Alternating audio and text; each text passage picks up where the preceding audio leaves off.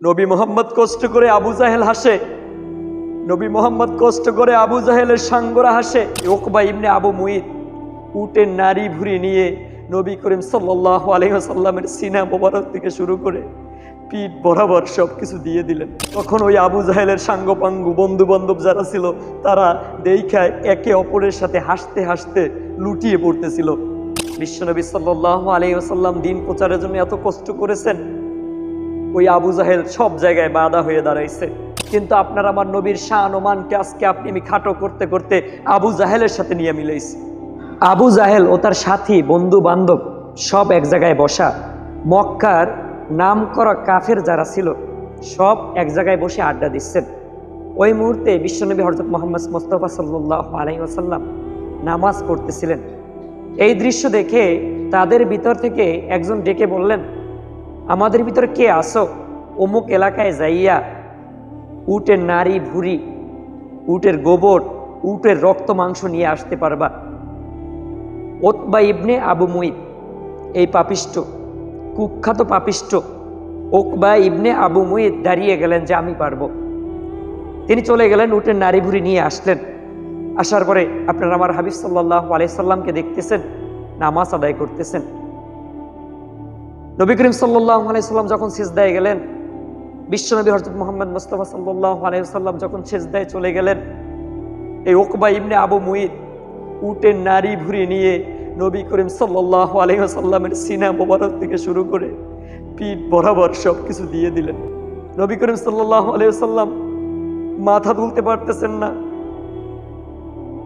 নবী করিম সাল্লাল্লাহু আলাইহি সাল্লাম মাথা তুলতে পারতেছেন না। একবার চিন্তা করুন কত কষ্ট করছে আপনার আমার নবী, কত কষ্ট করছে আপনার আমার নবী নামাজের জন্য। এখন তো আপনি আমি খুব শান্তিতে নামাজ আদায় করি, এখন তো আপনি আমি মহাসুখে নামাজ আদায় করি, কিন্তু ওই দিনটা এমন সহজ ছিল না। তখনকার দিনটা এত সহজ ছিল না, এখনকার দিনটা যত সহজ। আপনার আমার নবী তিনি সেজদা থেকে মাথা তুলতেছিলেন না, তখন ওই আবু জাহেলের সাঙ্গপাঙ্গু বন্ধু বান্ধব যারা ছিল তারা দেখায় একে অপরের সাথে হাসতে হাসতে লুটিয়ে পড়তেছিল।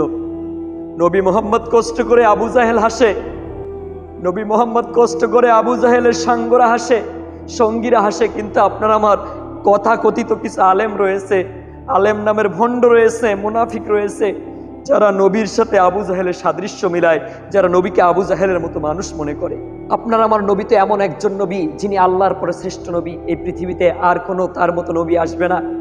তিনি এমন একজন মহামানব, তিনি মানব জাতির হেদায়েতের জন্য এই দুনিয়াতে এসেছেন। আল্লাহ রাব্বুল আলামিন তাকে আমাদের শেষ নবী হিসেবে পাঠিয়ে দিয়েছেন, এটা একটা নিয়ামত। কিন্তু আপনার আমার নবীর শান ও মানকে আজকে আমি খাটো করতে করতে আবু জাহেলের সাথে নিয়ে মিলাইছি। আপনার আমার নবীর সম্মান আল্লাহ পাক দিয়েছেন, কিন্তু সেই সম্মানকে ছোট করতে করতে করতে করতে কাফেরদের সাথে সাদৃশ্য মিলাই, কাফেরদের সাথে সমান তাল দিয়ে ফেলি।